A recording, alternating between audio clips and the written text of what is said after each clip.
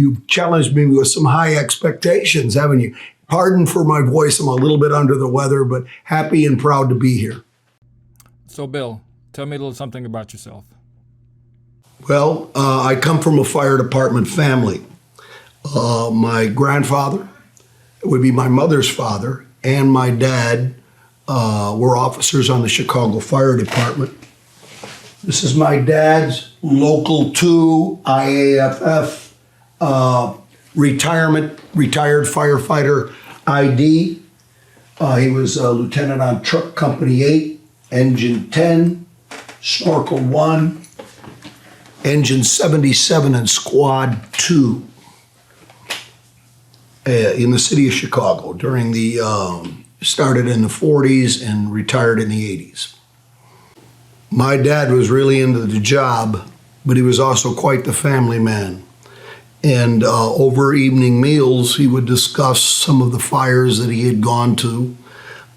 He was especially proud of being on the first snorkel articulating boom apparatus in the fire service. It was a renovated old GMC truck they got from the Parks Department for trimming trees. And I remember distinctly, even though I was just a young kid, him assuring my mother, "You don't have to worry about me anymore because I'm not going in any more buildings on fire. I will be outside, operating outside with the snorkel, directing streams into a fire building." Well, that's not the way it worked. If you can see, there's a big gash in this shield right there.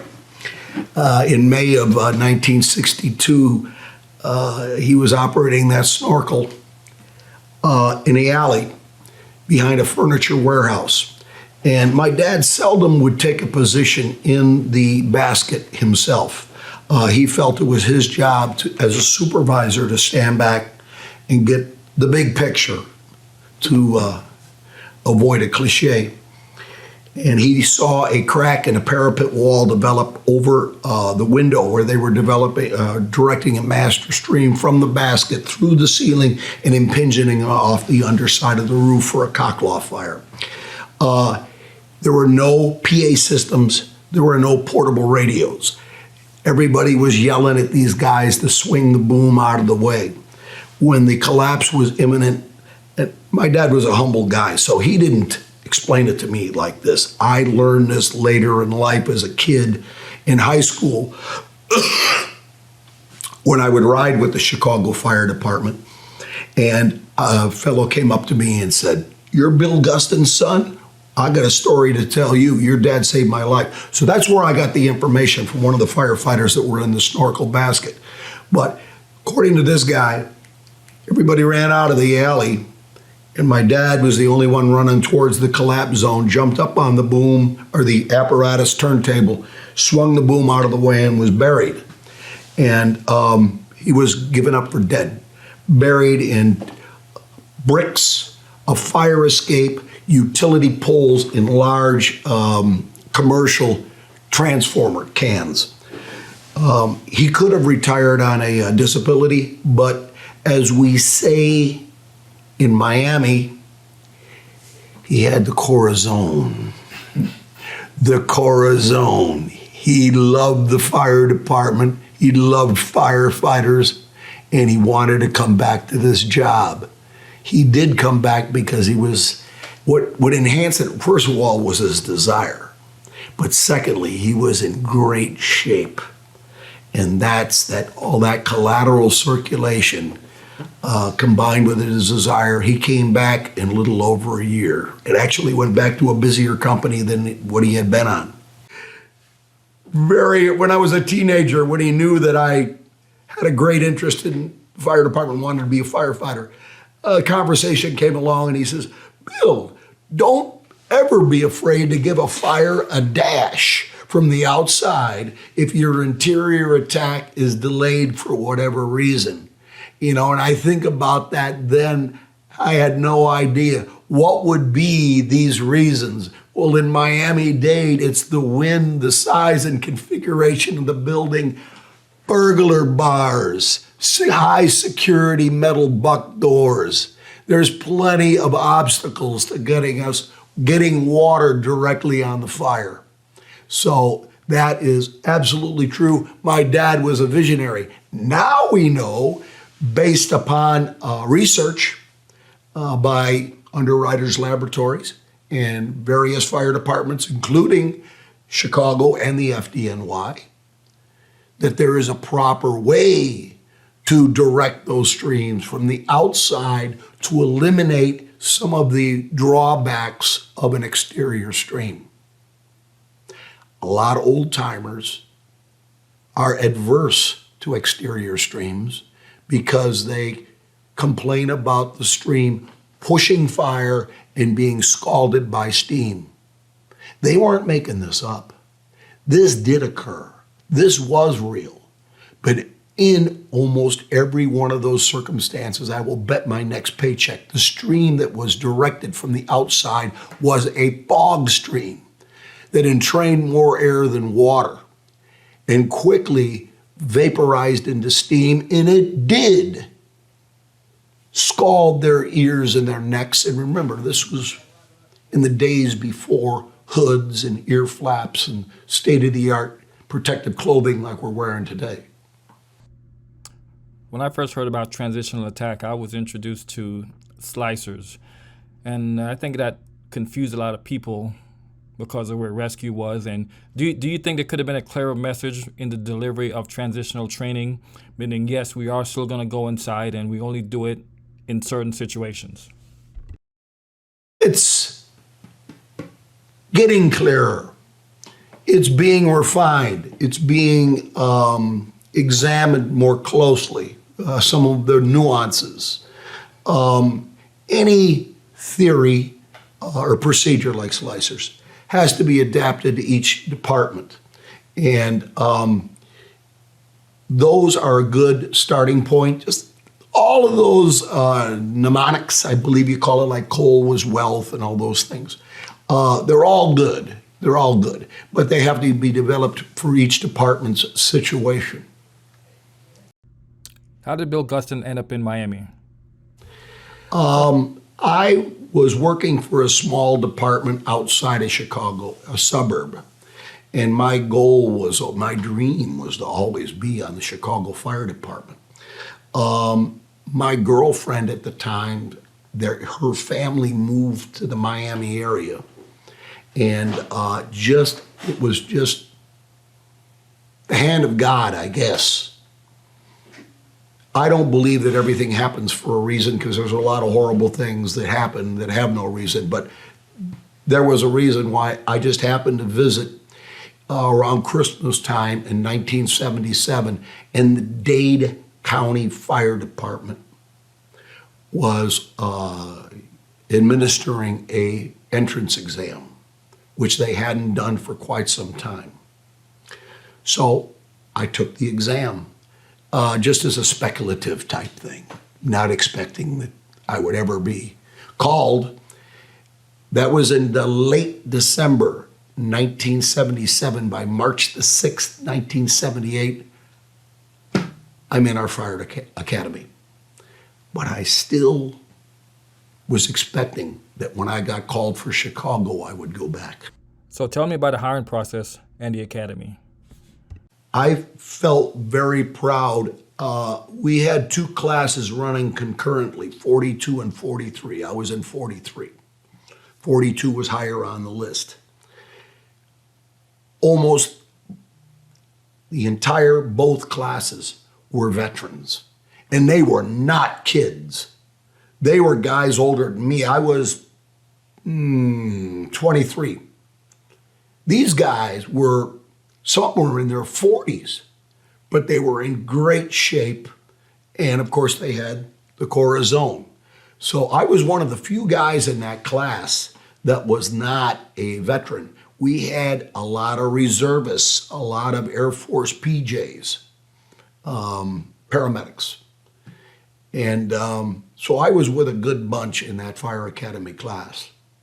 So how was the class made up? Certified, uncertified?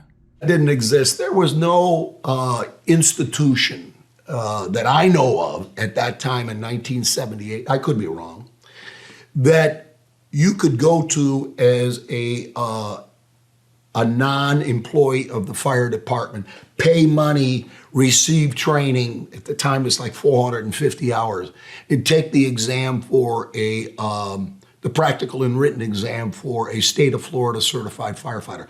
That didn't happen until later on. So nobody was certified. They all just came. Now, we had firefighters from other departments, including me. How did they determine what station you were going to after the academy? How was that process done back then? Well, I had a Station X, and I had asked my squad leaders, my instructors, what fire station gets the most fires? And they mentioned 2, 7, 30, 19. We were fighting a lot of fire. We're still fighting a lot of fire. And some of our fires are more dangerous and intense than they've ever been because of the proliferation of petrochemical-based materials. We were fighting enough fire that I didn't have to go back to Chicago. We had all the fire work we could do right here. I spent my first year in the South End. I guess the department thought they were doing me a favor because I lived in the South End. That's not where I wanted to be. I wanted to be in an urban, big city environment. And when I finally got transferred to the Battalion 5 relief roster, it was like I had gotten out of big city fire department. And I knew that's where I wanted to be. That was in 1979. I came on the job in 1978. I eventually would get the bid at Station 2 as a firefighter and promoted out of there in 1983 as a lieutenant. And then I returned in 1987 as the first captain after they reorganized the fire department. When I was promoted to captain in 1986, captains were battalion commanders. And that's one reason why we get asked this all the time. Now, we've corrected this by now, but why we had the cross bugles? Well, it's because you were doing the job of a battalion chief. You know, I had a Suburban. I was responsible for Battalion 4 on the A shift. And then when the department reorganized in 1987, that's exactly what I wanted. So I got the pick, and I picked, of course, I picked Station 2, and I stayed there as captain until 2017, 1 month short of 30 years as the captain of that company. 30 years. 1 month short. That's 30 years to me. Tell me about Station 2. A proud tradition. I was commenting on to the recruit classes the other day about different fire stations. You'll never hear me say we're the busiest or the best. We've got a lot of great firefighters in a lot of great places. And also, I think it's really important. And you know what illustrates this most vividly is Champlain Towers. Don't equate the challenges, the risks, the responsibilities, the complexities of protecting the citizens in your territory based upon the amount of fires or call volume. Those companies in that area are not known to be some of the busiest, but when they were put to the test, they passed that test. And those firefighters that operated on that building for the first few 4 or 5 hours did so knowing that in any moment the rest of that building would have come down and they would have died a horrible death. But they did it, and nobody chickened out. I was going to get to that story a little later on, but since you're on it, like I even think about those things, the initial responders, those first hours I don't think anybody really knows. Did my dad wake up that morning and think, well, if this building is going to collapse, this parapet's going to collapse, I'm going to run into a collapse zone? I don't think he thought that. I really don't know until you are really put in that situation what you're going to do. But one thing I know is certain. We do great things when we work as a team. We bring each other up. We are much braver when we are a team than in individuals. You know, we give out medals for acts of heroism. I'm a bigger believer in unit citations because I really believe that, yes, there have been a couple of dive rescue calls that were absolutely just bold, people risking their life to save. Yes, Brandy, and Julio Puentes. See, I make a distinction between rescue and removal. If I was still on a aerial 2, engine 2, and we happened to get a kitchen fire at 3 o'clock in the morning and stumble across a drunk who was drunk off of his ass, put something on the stove because he had the munchies and passed out on the couch, and I stumble across him, I'm going to get some type of citation. I didn't put myself at risk other than just a normal fire conditions. But we have had people on this job that have put themselves at great risk. And you know, if I mention anybody else, I run the risk of forgetting some people. And you never know when it's going to happen. Chris Nelson was on his first shift, and he was with then Lieutenant, now Captain Danny Palacio, their first shift. And they did put themselves at great risk and allowed the fire to get between them and their means of escape, but they did it. And they grabbed that lady and saved her life. That's a rescue, when you have to operate at a great level of risk to yourself. I agree. Do you remember your first shift? I do. I went to Key Biscayne, ladder 15. That's the worst place. I didn't want to go there. Now you would think, oh man, I'm going to Key Biscayne. I'm going across the Bear Cut Bridge. Oh, this beautiful ocean. And you know, coming from Chicago, I hadn't seen a palm tree. I came to Miami in 1975. That was the first time I ever saw a palm tree. Okay, never seen a palm tree before, right? So, but that's not what I wanted. So I actually caught a couple fires when I was there, small, but, and the officer was very good to me, very good. And he knew I didn't belong there. He says, we're going to try to get you out of there. So I worked there for about 2 weeks while a firefighter was on vacation, but I finally got out of 15. It wasn't the place for me. So you finally made it back home. During your first year, how was probation here? Was it a year? Did you have a rookie book, a task book, things you had to accomplish? No.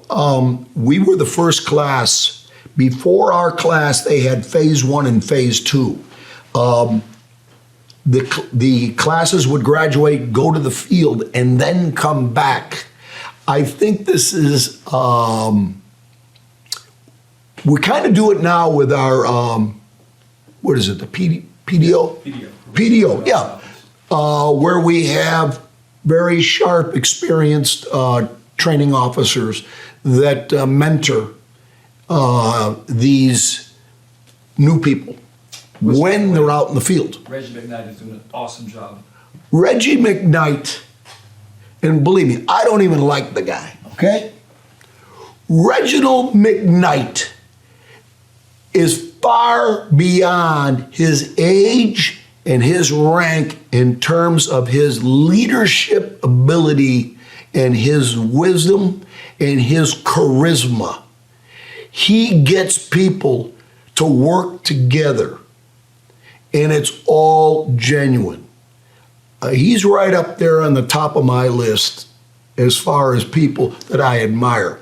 You know, you don't have to be older or higher in rank to be a mentor. Some of my mentors were younger than me. Tony Garcia, one of the finest chiefs I ever worked with. I had him as a recruit. My favorite chief, C-Shift. A true gentleman. I've often said, Chief, I admire you. You don't smoke, you don't drink, you don't curse. But I wouldn't want to be you. It'd be too boring. But what a man. So you're on the job now. You're at Station 2, you dream big, you're a captain. When did you actually start feeling comfortable at your job? Like, I know my job. I know I'll never know everything, but when did you start feeling comfortable? Ooh, not for a long time. You see it, Ricky, you see it in our recruits that they are so nervous that it inhibits their ability to accomplish a task. If they would just loosen up just a little bit, I couldn't do that. I was trying too hard, I was overthinking things, and I could actually see myself failing in certain evolutions. So I was my own worst enemy. I just lacked the confidence. But I worked with senior firefighters that were there as mentors and teachers. And that was not exactly the culture of our fire department back then in the late 70s and 80s. You were a rookie. I've always hated that word, rookie. To me, it denotes you're being subordinated. Every firefighter, and I just told the class that graduated last week, I'm talking to you as senior firefighters because a year from now, you will be a senior firefighter, the person in the jump seat next to you. And they're going to be watching you. And you have to lead by example. I was lucky these guys instilled in me the confidence to do the job. And I made a lot of mistakes, but they were patient with me. Anybody comes to mind? Does the first one comes into your head that took you to the side as that senior firefighter or mentor is what they... Willie Brinson. Willie Brinson was on Aerial 2. I made a stupid mistake, and he put his arm around me, and he told me not to feel bad, and assured me that everything's going to be all right, and you know it's just this one time, and don't do it again. Learn from your mistakes. Willie Brinson. I went to Station 7 when I was relieving in Battalion 5. Now that was a culture wake-up call for me because I was the only white guy working in the Soul Patrol. Oh, we're going to get to that. And those guys were mentors, teachers, and great firefighters and very patient with me. I was a culture back then. Like, I know, we don't have to get into specific details or names, but how was the culture back then? I don't think we focused enough on mentoring and teaching new people. We were more interested in subordinating people. Hey, rookie. Why? Because that's the way those people were treated when they were rookies. And I'd like to think for the most part that has diminished or is completely gone. I remember, hey, rookie, how about you clean up the kitchen before you leave? Well, who is that rookie? That rookie was a Marine in Afghanistan and Iraq. Who the hell you calling a rookie? He was getting his ass shot off. Everybody comes with a certain amount of skill sets and life experiences.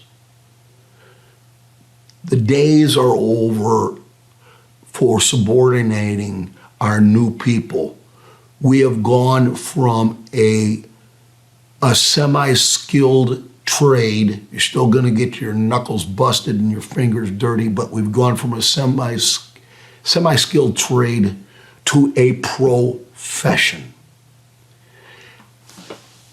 Have you ever heard school teachers complain, my God, you're a firefighter. All you have is a high school diploma and you're making more money than me and I have a master's degree. Well, consider this.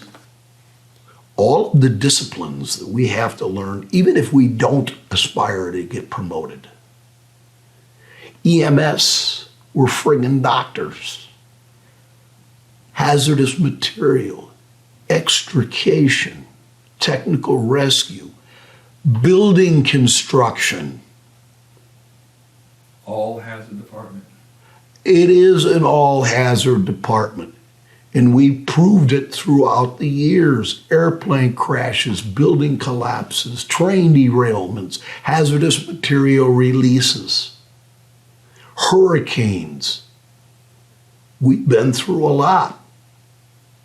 And that's why we are so admired by other departments around the country. You were around with Andrew. Where were you as in this station-wide? Were you at Station 2 when Andrew came by? I was, but I was not in Station 2. I was off that day, and I lived in pretty close to Biscayne Bay. And remember, we hadn't had a hurricane, and I'd never experienced a hurricane living in Chicago since I think Hurricane Donna in the 60s.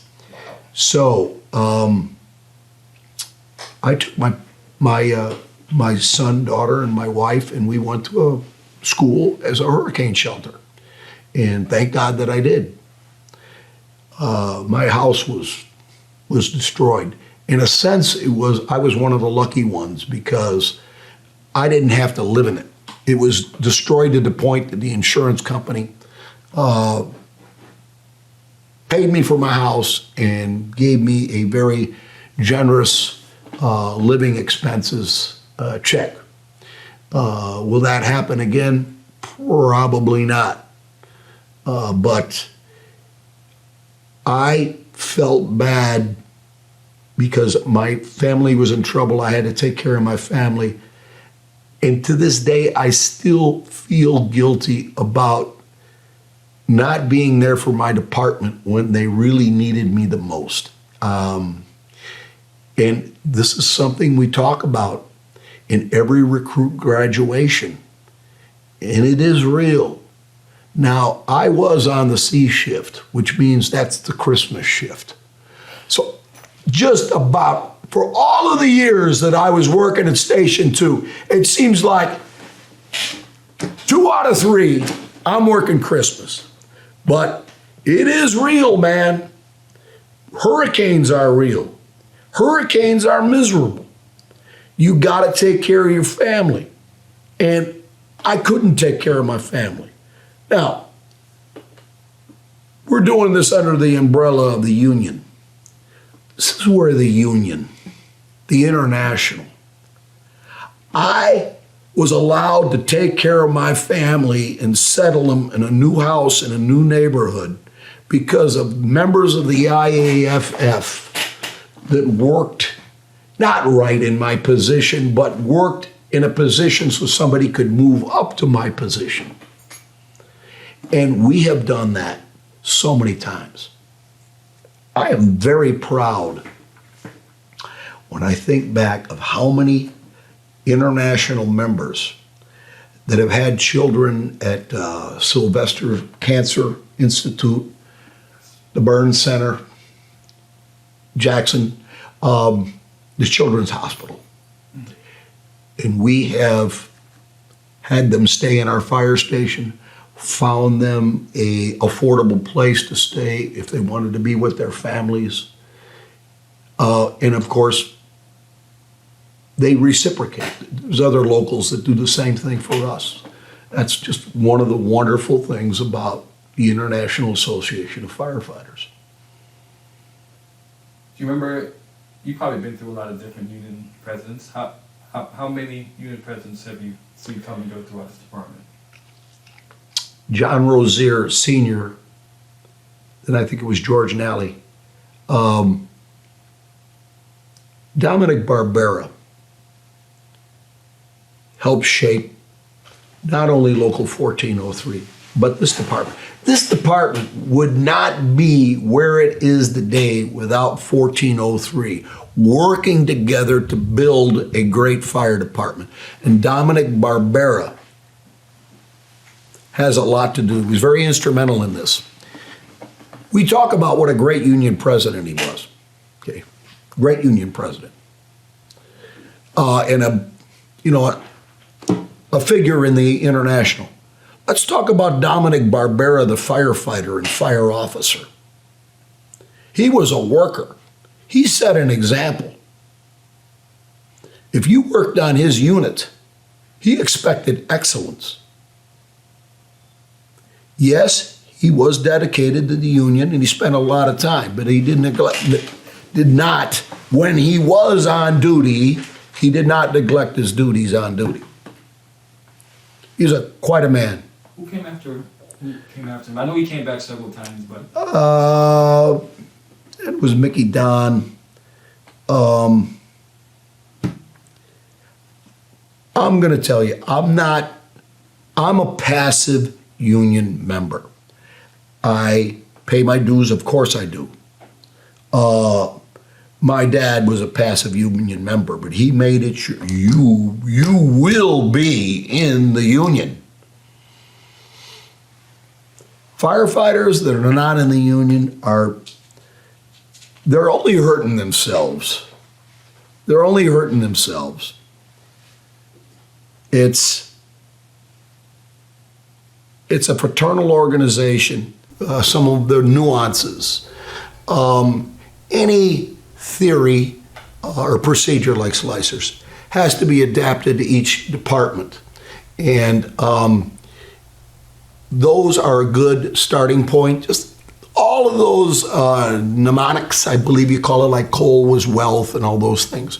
They're all good. They're all good. But they have to be developed for each department's situation. I agree 100%. And we definitely experience some of those teachings when we bring the units here for our training sessions. We're going to back up a little bit. So people get to a little bit to know about the Bill Gustin. Do you have any kids, brothers, sisters? Yes, I'm one of 6, 3 boys, 3 girls. And I have a son that's 38 and a daughter that's 33. Both highly successful, dedicated their lives to hard work and study, and they're reaping the benefits now. How did Bill Gustin end up in Miami?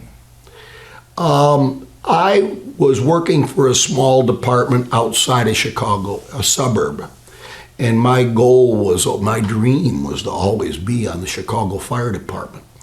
My girlfriend at the time, her family moved to the Miami area, and it was just the hand of God, I guess. I don't believe that everything happens for a reason, because there's a lot of horrible things that happen that have no reason, but there was a reason why. I just happened to visit around Christmas time in 1977, and the Dade County Fire Department was administering a entrance exam, which they hadn't done for quite some time. So I took the exam. Just as a speculative type thing, not expecting that I would ever be called. That was in the late December 1977. By March the 6th, 1978, I'm in our fire academy. But I still was expecting that when I got called for Chicago, I would go back. It's a brotherhood, it's a sisterhood. We do a lot of good. We have a firefighter charities. Yes, of course, our working conditions and our pay are much better because of the union. Our staffing is better because of the union. Well, who is the direct beneficiary? The citizens of Miami-Dade County, because of what the union has done working in concert with the upper echelons of this fire department. Super Bowl this weekend. How are we going to the Union Super Bowl party? Well, I won't. I'll be back in the nursing home, and they serve, these old guys like me, they're going to serve me the blue plate special about 3:30 in the afternoon. So, I don't, I have not been a football fan since Ernie Banks and Mickey Mantle retired. Did I get that right? Ooh, that's a long time ago. No, I'm not I'm just not Wow. I'm not a sports fan. It's almost un-American. Yeah. But if I was a sports fan, it would be hockey. I've been to a couple of Panther games. Pretty good. But I still, football's still king for me. I have a favorite hockey player. Who's that? He's not a professional. Oh.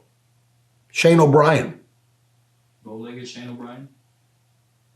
That guy has no nerve endings in his body. He has taken such a beating. I took my son to watch Shane play hockey. I wasn't there 5 minutes when an opposing team member sucker punched him. A guy much bigger than Shane. Shane is not a giant. And all I could see is Shane got him down on the ice and like a friggin' hammer. And then Shane's knuckles are all bloody. Oh man, I guess this guy got the best of Shane. No, at the break, we go into the locker room and this guy's going, "Oh, I gotta go to a plastic surgeon." Shane beat the snot out of that guy. Yeah. And from that day on, he was my son's hero. And now, God bless him, he's active in the cadets. He is he's right up there with Reggie. He's a good man. Yes. Now, we're going to backtrack a little bit because I know you're instrumental in, speaking of like current events, I know there's a big earthquake in Turkey, and I know you did some trips, and I know probably you're part or maybe somewhat instrumental. Your involvement in the U-Star team and how that program came about, and what was your involvement in your trip? They had Doug Jewett created this program, and he was pretty much a freelance. And he went to, I believe, Mexico City was a big one. El Salvador, I believe, they went to. He asked me to go at the last minute to an earthquake that occurred in the former Soviet Union, in the country of Armenia. And we were the first American search and rescue team that was ever requested by the Soviet Union. Remember, this is still the Soviet, it was behind the Iron Curtain. So I went with Doug and the other team members. We teamed up with Fairfax County, Virginia's task force, and we operated for several days in Armenia. And we did make some rescues. It was horrific. And 50,000 people were killed. 50,000. And it tested my faith. And I actually, when I came back, I asked my dad, rhetorically, question, why did God do that to these people? And he told me, Bill, God didn't do that. The crappy Soviet Union building code did that. He had read up on it, and he was right. There was no rebar in this concrete, or very little, and no welded embedments. It was as if a kid had been making a building out of blocks and then just kicked it and knocked it down. Public housing, cheaply built, fell down like a stack of cards. So, like, how was it? What type of equipment did you guys have? I know I'm on the youth shop team right now, and we all have the same cash and the same type of extrication equipment. I don't think we had now we had airbags when we went to the Philippines, but we didn't have that. We didn't have the means to bring a lot of stuff. We had a full set of jaws, JL-27s. That's what we were using in 1988. Saws, of course. And that's about it. That was really about it. And the couple of rescues that we made, real rescues, we didn't do the heavy lifting. They had done that before. And then they found this lady, you'd think it was like a statue, but then you could see every so often, she's covered in concrete dust. Every so often oh my God. what? Oh my God. And she is backfilled. And we worked for, I'd say 9 hours, meticulously. We didn't realize she had her arms around a couple of kids. And we had a doctor with us that had to cut the couple kids, and it was a rescue. And we cut through electrical conduit, sewage soil pipes, every kind of building material you can imagine to get to this lady, and then run the risk of it filling in like a trench. It was like a trench rescue. And then from there, as soon as we left that, we went to the scene of, God, it was horrific. They lifted up this all was precast concrete, by the way, all precast, but didn't have anywhere near the reinforcing steel that it should. And like I said, no welded embedments. They lifted up a slab, and there were dozens of little kids, all flattened. School? Yes. And nowadays you would receive some help. And that type of post-incident stress as we know it now is manifested in different ways. And you could go off on something that was not inconsequential. I remember moving a desk and it getting stuck in the doorway, and I went berserk and ripped apart the desk. Why? Tell you a story about my dad. My dad, when he would come home, he was on squad 2 when the area in his response district had the greatest loss of civilian life in any industrialized country. This is back in the 50s, before the war years of the 70s.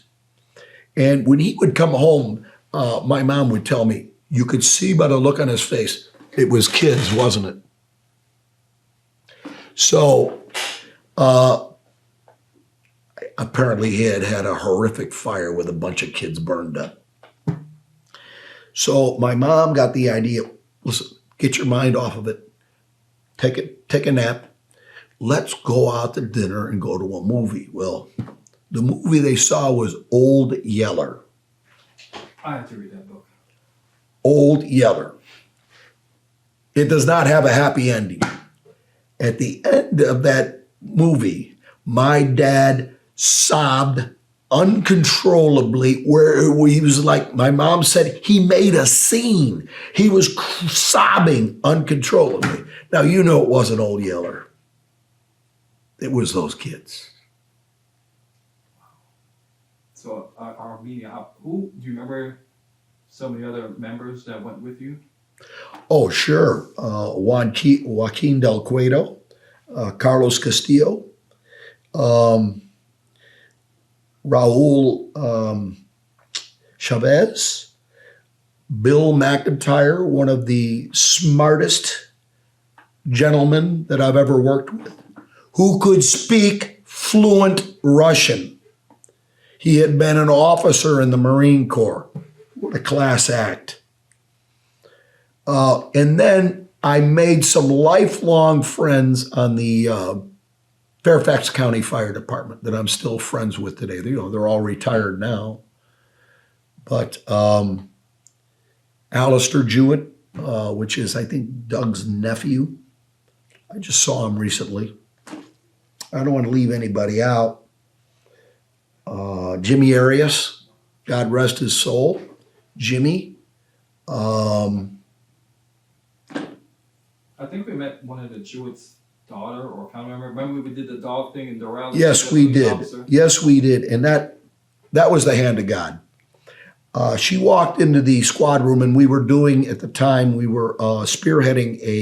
an initiative with Animal Services, where we would be able to contact Animal Services directly, and they would help us with abused animals, injured animals, and when people are transported to the hospital and they have to leave their animals at home alone, they would help us. So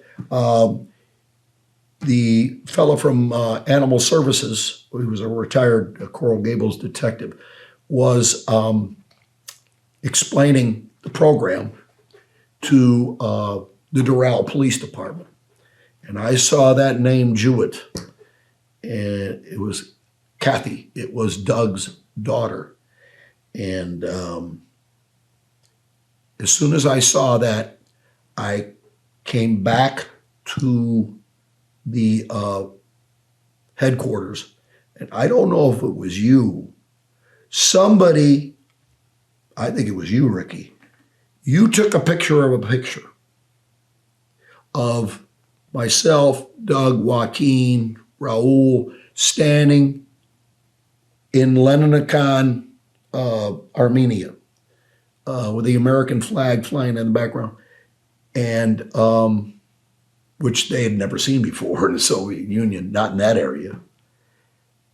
And I believe it was you. And I blew that thing up, and I put it in a nice frame, and I gave it to her. Might have been me, I'm not sure. We'll go with it for now. I'm sure somebody remembers who took it if it wasn't me. But how long were we there? How was the weather? What were some of the challenges? Challenges was just about everybody was dead by the time we got there. It was cold, but it was below freezing. But it was, when we went to the Philippines, it was the opposite. And in a way, that was more punishing. It's the old saying, you'd always put on more clothes. How many deployments did you go? I never heard about the Philippines. This was in 1990. A hurricane struck in the interior of the island of Luzon in Baguio City. And we flew from Miami to Andrews Air Force Base, now it's a Joint Air Force Base. From Andrews Air Force Base in a C-141, and that's no luxury liner. They were on the last legs, cargo plane, cold as hell. And we flew, Fairfax County and our team flew from Andrews Air Force Base to Travis in California. near San Francisco. Took us off, put us in a bus, took us to a clinic, and these doctors with this pneumatic syringe gave us a gazillion vaccinations. We found out later that their biggest threat of an infection was rabies, but nobody got bit by any animals. So then from there, we flew directly from Travis to Clark Air Force Base in the Philippines. And in order to do that, we had to be refueled in air twice by KC-135 tankers, one based in Hawaii and one based out of Guam. How long was that flight? Man, it was a long flight, but it was worse going back, because on the way going back, we could just lay on the floor. And I'm a big dog lover. I could lay there with the search dogs. On the way back, we were with military dependents, and they have, in that cargo plane, they have skids like you'd put cargo on, but one of them had passenger seats. And you would sit there, you couldn't recline. And it took forever. We flew from the Philippines to Guam to Hawaii to California and then to Washington. Oh my God, it took forever for us to get back. And same group of guys? Little different. There was a change of regimes. I don't understand all the reasons that Doug Jewett was no longer involved in the program, and I really didn't want to know. So they had new leadership, new direction. We did travel with some of the same guys from Fairfax County, and a few new guys from Miami-Dade. We were much better equipped. And now we had some pneumatic tools. We had this guy trapped several floors below in a pancake collapse in a hotel. And we weren't the heroes. The heroes of that mission were the Air Force PJs from Clark Air Force Base. They were there just an hour after this happened, and they are working in the collapse zone. And there are aftershocks.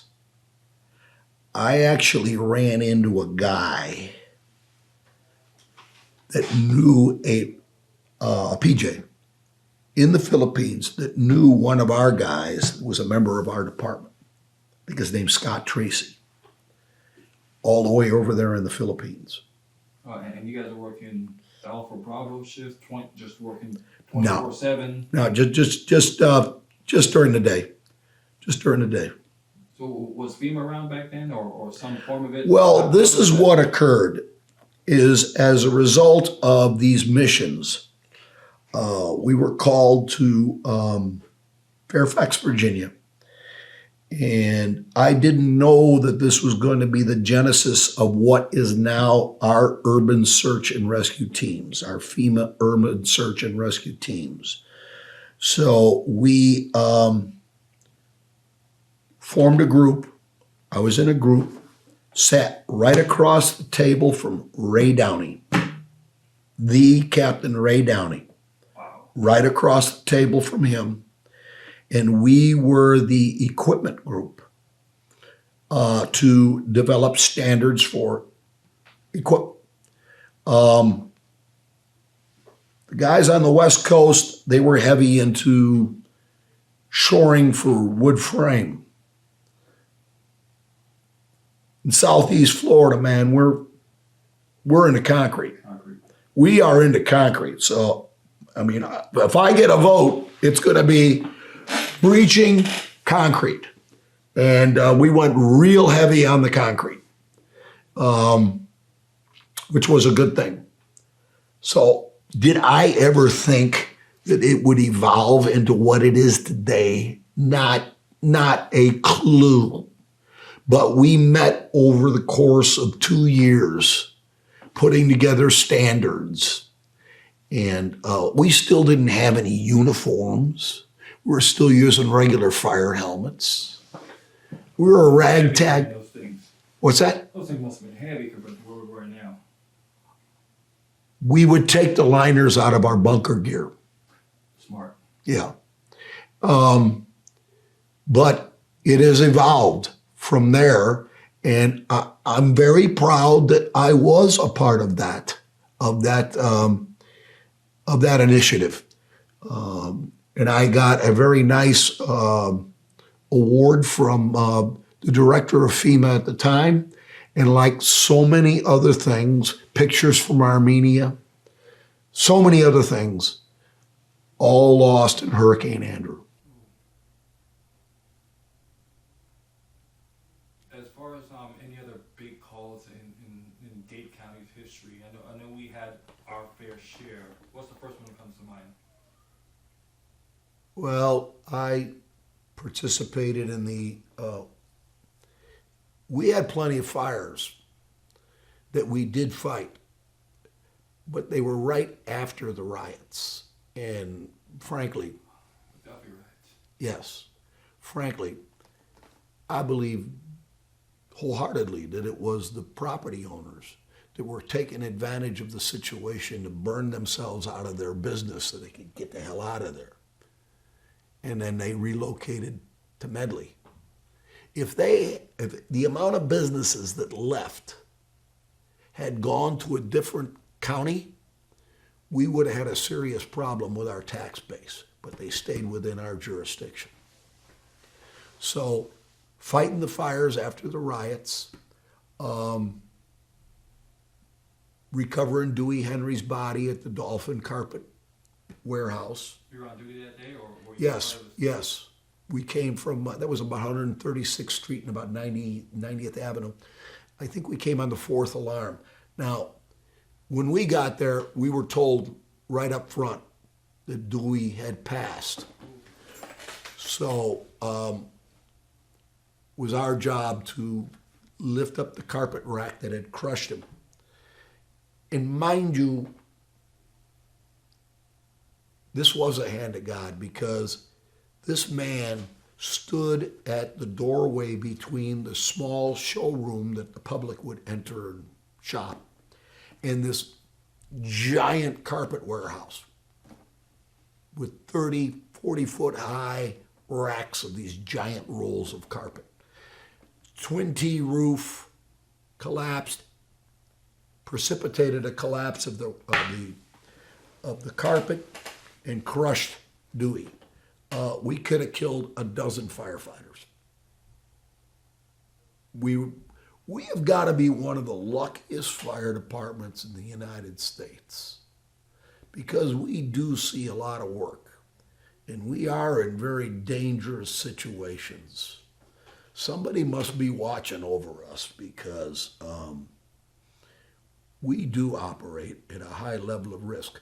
Another one was the Fine Air crashed DC-8 on Milam Dairy Road, which was like a war zone, just a war zone. I had a command on that call. Remember? Yes, it was Dick Millard. Dick Millard from Battalion 6. You know, we'd always talk about, those airport guys don't do anything. Remember what I said, don't ever equate the complexities, the challenges, the responsibilities with the number of fires or call volume. We should all be very proud of what occurred last summer. They kicked ass. They kicked ass. They kicked ass, and they had no advance warning. I'm alluding to a DC-8, I think it was, 2 rear engines. Lost its landing gear, went off the runway, took out a couple of navigational markers, and started on fire. There was no advanced warning. And they were out there in 90 seconds. They made us look great. They are trained to do a certain thing, and they do it very, very well. Make us all look proud. Did we have to do it, the PIA and the safety zone? I think we something might have come up out of that. It was good. I believe that we did. And I believe very strongly that we need to do post-incident analysis and critiques and lessons learned, not only when we screw up, but when we get things right. Let's not to pat ourselves on the back. Lessons reinforced. We learned the lesson and we acted properly. And as a result, we had a positive outcome.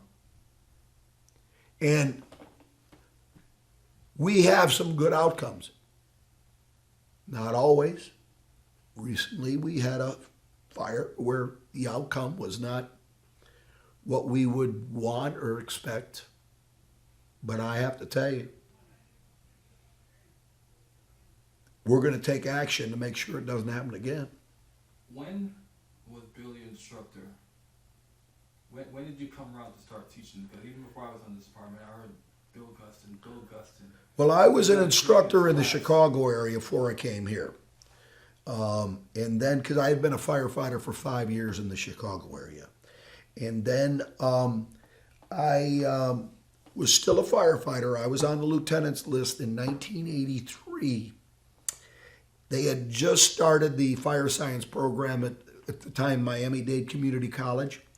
And they had me, this is before the recruit classes. I was teaching industrial firefighters, crews of ships, forcible entry techniques to Miami-Dade SRT. And then, so really I started teaching, and then they asked me to start teaching fire science classes. So, you know, I'd been a student of the fire service my whole adolescent life. So I remember I used an overhead projector, and I would make copies on that clear plastic. And I remember a lot of my stuff this was just at the beginning of Brunacini's Fireground Command, which was a adaptation of the California Wildland Fire ICS that was more tailored to building fires. So I went heavy into that. And you know, the best way to learn something is to teach it. So, because you really have to delve into it. So I had guys that, you know, I was a firefighter. They were captains and chiefs in my class, but I taught with credibility, you know, and I took it very seriously. So I taught fire science there, and then in 1986, Miami-Dade established their first civilian recruit class, 86-1. Eddie Ballister, Esteban Honduras, Rich Lyon, Mark. Shine and Dogs. Shine and Dogs. Rich Lyon. Yes, Rich Lyon. The Digits, Mark Peoples, I just saw recently. Tony Careed. We're all in that class. And then some great guys that ended up getting on Hialeah in the city of Miami. Raul Fernandez, who retired as a captain. Eddie and I became the best of friends. And that's how many years ago? That's 1986. I can't do the math in my head. What did FDIC come calling for? How did that happen? I started off writing for Firehouse Magazine, and was trying to publish one article a year.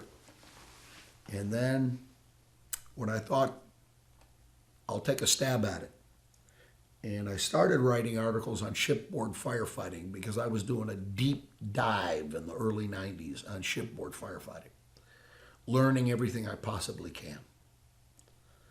So I started writing articles on it.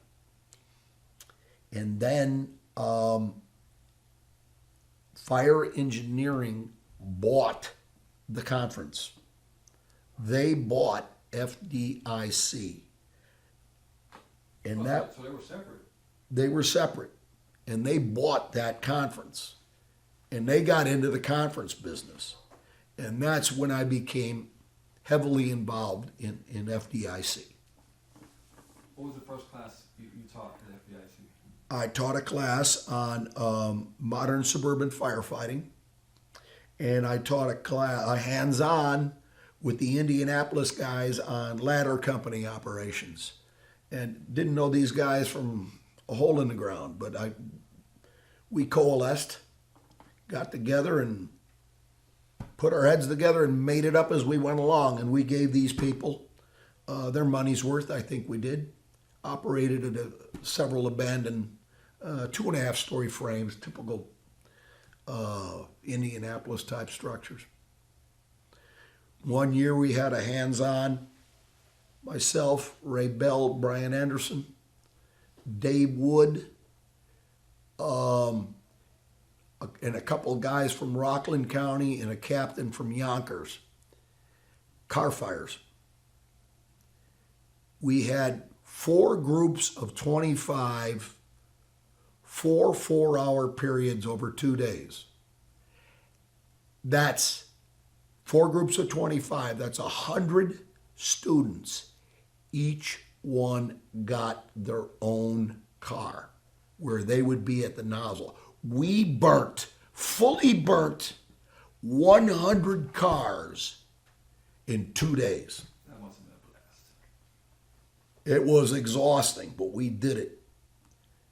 I always felt that these people are here on their own dime, their own time. We got to give them, and I still do. I still believe this. You got people there, they deserve nothing more than your 100%. I never teach the same class twice. And I try to tailor my classes to meet the needs of whoever I'm teaching, whatever department, whatever region. I was very proud of that we accomplished. It was not something that we would do today. The amount of stuff that we inhaled over 2 days it was a different time. That's back when we could breathe smoke and not get cancer. Just like you could ride in a car years ago and have an accident and not get killed when you're not wearing a seatbelt. I bet it was on 1403 back then. Oh my God.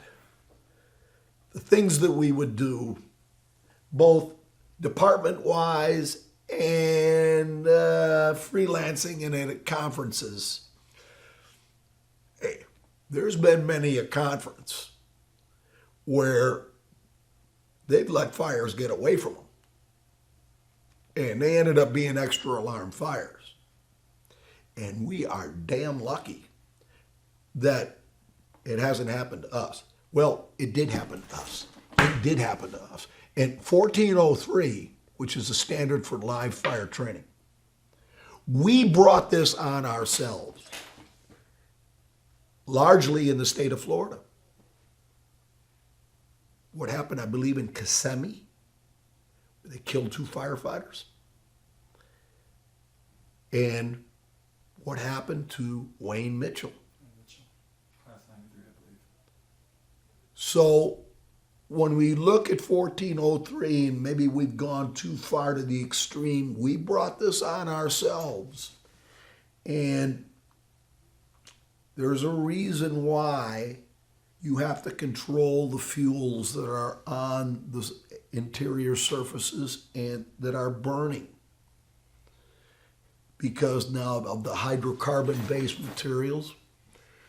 And if you let firefighters figure it out on their own, it's going to be, well, let's just throw another foam rubber mattress in there.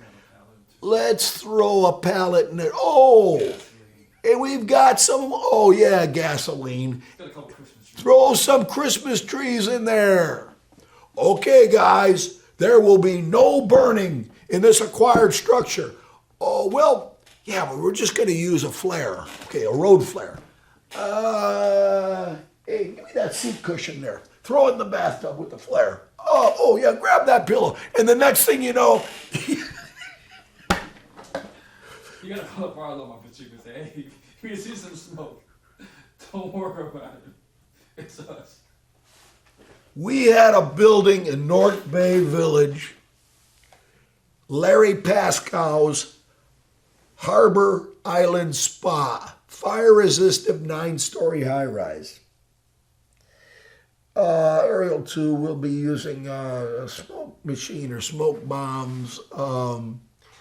If you get a call for smoke at this, advise us. It's probably just us drilling.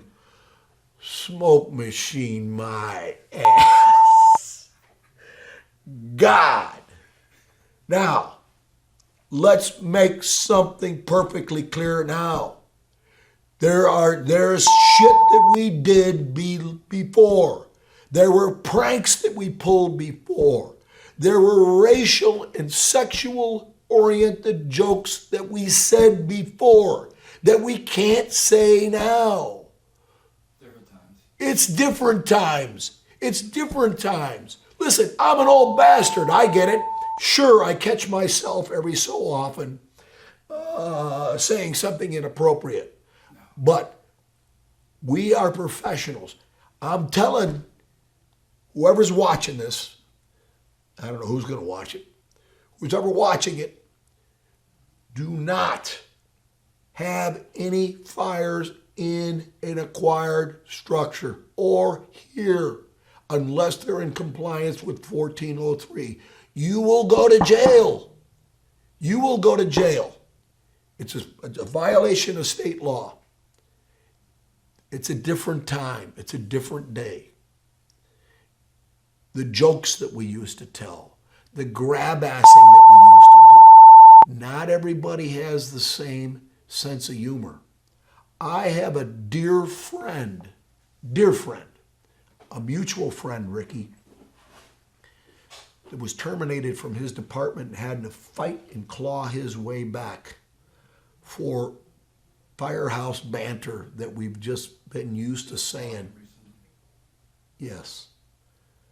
Well, things have changed. We've got it.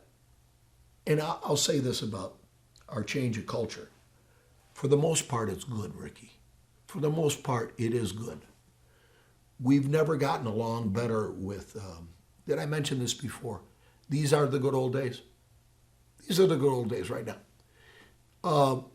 We've never gotten along better racially, genders. A lot of it is because we're all being held to the same standards. Nobody is given a free ride anymore. Same standards coming up through the academy. And we are more focused on the job than we used to be before. It was like fishing. Everybody was talking about fishing. Now we're talking about firefighting and fires and the job. We've got people that are young people that are really into the job. Sharp people. The recruits that graduated last Friday are better people, better firefighters, better trained, and better physical condition than you or I were at that stage in our career. Much better. Speaking for me personally. These are the good old days. Right now, we have an abundance of resources. We have management that listens. We changed. That was a radical change. And it was a collective change. We changed from the S load, the triple layer, to a modified flat load. And that did not originate at upper management. It didn't originate in training. It originated both in the north end and at the south end at Engine 6. And through trial and error, we developed a new hose load. And the highest ranking chiefs in operation came and stayed and watched and asked questions. And they were there for 2 to 3 hours. And they listened to us. In the past, we had bosses that would exude their leadership by saying, no. They listened. We've never had it so good. Well, what would you say the biggest changes? Because I know you've been here a while. How many years have you been in the fire service? 50. Wow. What were some of the biggest changes that you've seen in general come across the fire service? I know that there's been... Well, the use of breathing apparatus.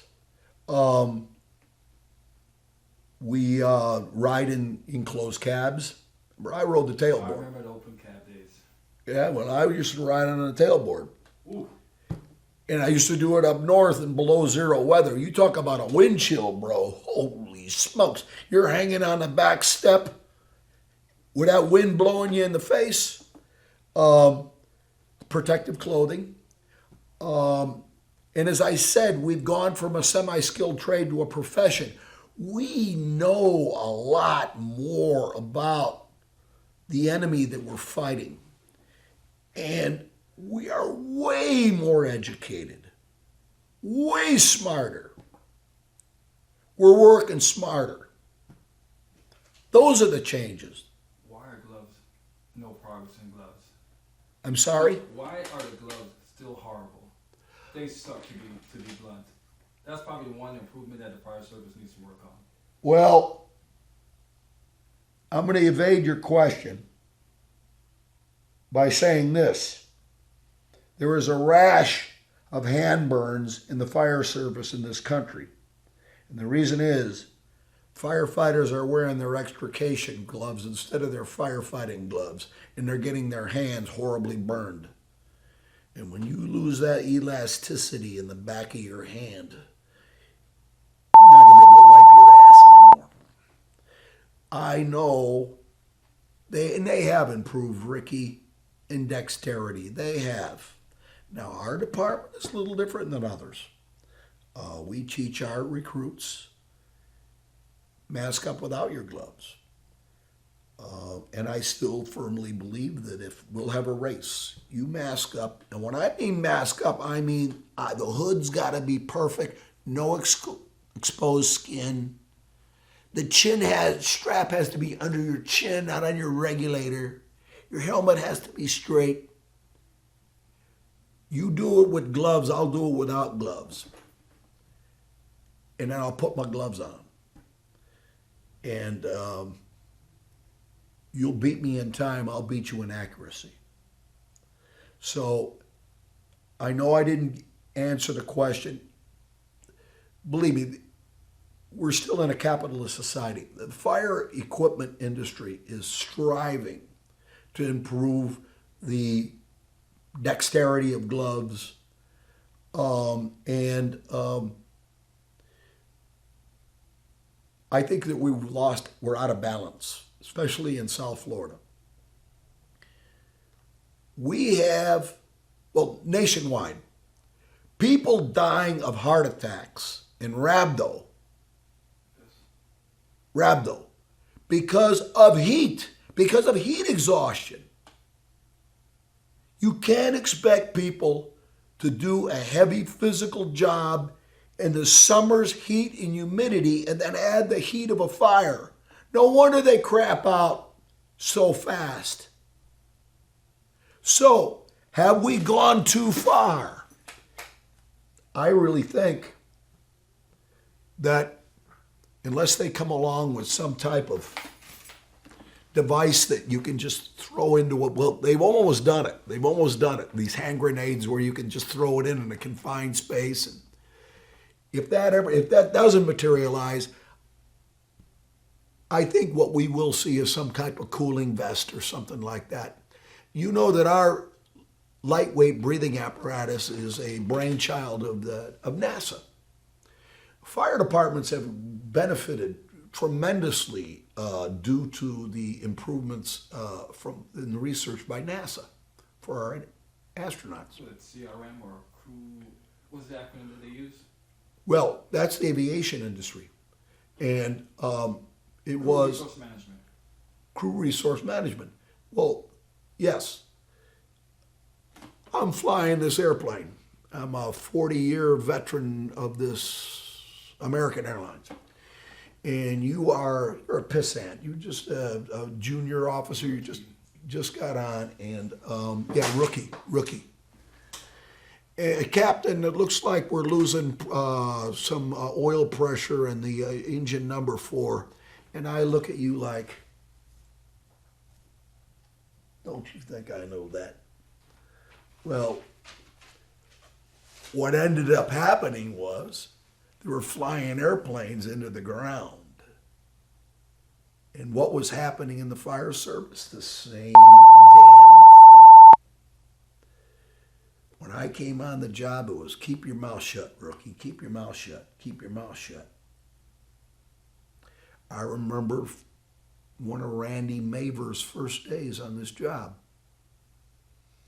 I says, don't assume that myself and the veteran firefighters, the firefighters on the company, are going to recognize everything. If you see something that ain't right, I want to hear about it. Thank God he didn't keep his mouth shut. Because if he had not told us that he had heard that a wire, what had happened was a 13,000 volt wire came down on the roof of a warehouse and energized the warehouse, energized the metal deck roof. We would have put a ground ladder up there, an aluminum ground ladder, and at least one of us would have been electrocuted. So that's why everybody talks. Everybody's a part of the team beginning on their first day. You know, it hasn't always been that way. A crew and an officer can bring out the best in people by making them feel belong. They still know their place as a new person. Can bring out the best in people and can bring out the worst in people. And I honestly think that in the past, some of our crappy firefighters with bad attitudes acquired that through osmosis by working with turds. Lenny Platisse used to say. Who? Lenny Platisse. Where did he work? He retired as a lieutenant on the FDNY and then came on our department. Very active in the union. Very active. He used to say birds of a feather flock together, but also shit seeks its own level. In other words, dirtbags tend to congregate to themselves. What do we do in the training division? We bring each other up. The entire training division, everybody is a better person because of the other people in the training division. Same thing at Station 2. At any of those busy stations, you bring each other up. You can't come to work every day being 100%. But you know what? You got somebody there that'll get your mind off of your problems at home and make you feel comfortable and a productive member of the team. You said he came from New York, because I know you mentioned, I know we have another person who We had 3 guys that I know of that came on the job in the 70s. Lenny Platisse, these were firefighters. Joe O'Sullivan, who just was here and pinned his grandson last Friday. and Mike Becker. These were FDNY firefighters, and they did some work. Now, Lenny retired, but Joe and Mike, they were laid off in the financial crisis in the 1970s, so they came on our job. And they were humble, great guys. Didn't Dave Wood do something like that? Dave Wood did, yes. Dave Wood wanted to be an FDNY firefighter, and he was a lieutenant, and he took the opportunity, he took the test, and just like he did in his recruit class here, he got the outstanding recruit for his FDNY Pro B class, as they call it. And he told me that the job was everything he hoped it would be and wanted it to be, but that he missed the South Florida lifestyle. It is having to wake up in the middle of the night and have to move your car to the other side of the street so the snow plows can come down, that type of stuff. It's tough living in New York City. Sometimes we think that people in the Northeast are a little rude or abrupt. Hey, they live under some less than ideal conditions, so it's only natural. Anyway, once you get to know them, once you get to know these FDNY guys, they are regular, good gentlemen and ladies. They now appreciate what we do and that we have specific challenges that they don't have. So I don't know if it was always that way.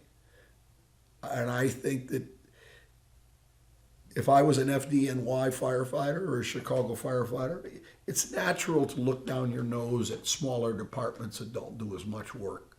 But then when you really delve into it, you find out, hey, man, I'll give you a perfect example. Water supply. Where did we learn rural water supply? Paul Blake and Chief Gelibert, and there's a lot of other guys in the South End. We learned it from rural firefighters, from rural firefighting training programs. We wouldn't have our Class 2 rating if it wasn't for the work that they did to improve our water delivery strategy in the areas where we don't have hydrants. So I look up to those people on those small departments, most of them volunteers. We're riding fat, dumb, and happy compared to a lot of departments in this country, especially the volunteers. Manpower is definitely not an issue in our departments. I used to work in a volunteer department. It was half volunteer, half paid. And if it was a fire call, one person jumped on the rescue, one person jumped on the truck, and we got started, and hope volunteers showed up in time. There's a lot of fire departments in the state of Florida that have a medic unit with 2 people, a fire suppression apparatus with 2 people, and that's the way they respond. And they have some extremely long runs. So everybody thinks everybody else's job is easier. No, it's not. When did paramedics get introduced here? Were we doing medical treatment when you got on? Was it the transition when you were on? How did Yes. Miami-Dade had course numbers. And I remember the paramedic was the 257. You could get your state of Florida paramedic certification in 4 months. I achieved my state of Illinois paramedic certification in 4 months. 4 months. Now, what is it, 2 years? They had, when I first came to Miami to visit my girlfriend's girlfriend at her family's home in 1975. They had rescues, and the guys wore blue jumpsuits, so they were well on their way. So the difference was that every medical call that came in, no matter how inconsequential, how ridiculous, if the rescue was in quarters, they would have to go. Well, that reached a breaking point. You either pay the guys on the rescue a lot more money, or the guys on the fire apparatus are going to have to take up the slack. Hence, the medical priority dispatch system. I remember Eddie Ballister talking to me about this. You know, we're going to start going, suppression units are going to start going on these routine and minor medical calls. No, that'll never happen. One thing about this fire department and the fire service in general, don't ever say, no, that'll never happen, because chances are it will. Think about, Ricky, all of the things that we never dreamed of that we do, that we have. We never dreamed of it. We're going to have state-of-the-art air rescue helicopters, state-of-the-art fireboats. We're going to have over 70 fire stations. No, that'll never happen. Well, it's happened. I remember first going to Station 36 and being a rookie, seeing that big old fishing net. And I was like, I gotta ask these people, why do we have this? And we were getting ducks and dragons. And coming from Deerfield and other departments, that was just something that we just didn't have to encounter. I think all real firemen are firefighters. I'm playing my old guy card as an excuse. Love animals. They want to protect. And I've seen, and I know of people that have almost been run over by vehicles running out to rescue turtles out of the road. We have a very proud tradition in this department of caring for animals, and sometimes in rather unorthodox ways, but that's a proud tradition in the fire service. It dates back to way before my dad. That it's great to have a dog in the firehouse. That was just the way it was, and then it got to the point where liability, and then I understand a chief got bit, probably deserved it, and then no more dogs. And then we'd sneak them in. Now we have a wonderful program. And I don't know about you, Ricky. I can't speak for anybody else. But you let me pet a dog for about 5 minutes and take my blood pressure, I'll guarantee it goes down. It's just,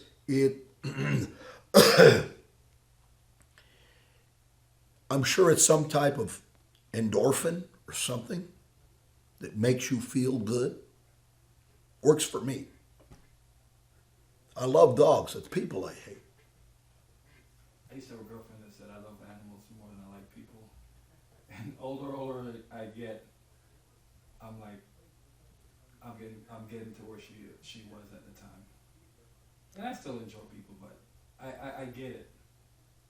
Yeah. We are a fire department of animal lovers. And in a way, it brings us closer together, too. And there are very, very few people that are not in favor of having animals in the fire station. And By the way, I tested negative for COVID twice, so I don't have I it. should go get tested. Now you're gonna catch my tuberculosis, Ricky. Yeah, clean up microphone too. Okay. Wipe that table off. I have body fluids on the table here, spittle. But we're gonna run out of tape on this one. I wasn't expecting to go this long, but Nobody's gonna be interested in what I have to say. I learned, even if nobody watches or listens, I learned a lot about you and this department just from this brief conversation we had. And man, I can't wait to hear some more. I gotta watch this thing tonight. Well, God's been good to me. God has been good to me. God blessed me with the Miami Dade Fire Rescue Department and the members of the Miami Dade Rescue Department. And I consider myself, I am the luckiest guy. I've got two wonderful kids. But in a sense, since I'm an old guy now, I consider guys like you. How old are you? Okay, no, that's a stretch. No, I would have to have had you fathered you when I was in puberty, so you don't count. But most of the young people on this job today, I could be their dad. They could be my sons and my daughters. So I like to say that I am so blessed to have hundreds of sons and dozens of daughters. And I thank God for this job in Miami Dade Fire Rescue.